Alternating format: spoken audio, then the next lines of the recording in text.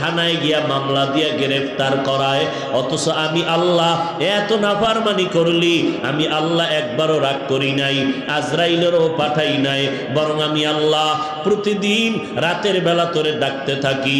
ফজরে ডাকলাম আসলি না, আমি আল্লাহ রাগ করি নাই। জোহরের সময় ডাকলাম বান্দা আয়, একটু সেজদায় পড়িয়া যদি সুবহান রাব্বিয়াল আলা বলো, আমি আল্লাহ তোর জীবনের গুনাহগুলো মাফ করে দিব। তুই জোহরেও আসো নাই, আমি আল্লাহ রাগ করি নাই।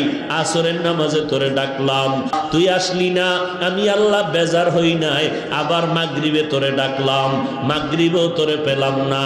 এশার নামাজে ডাকলাম, এশার নামাজেও তুই আসো নাই, আমি আল্লাহ এরপরও তোর উপরে বেজার হই নাই।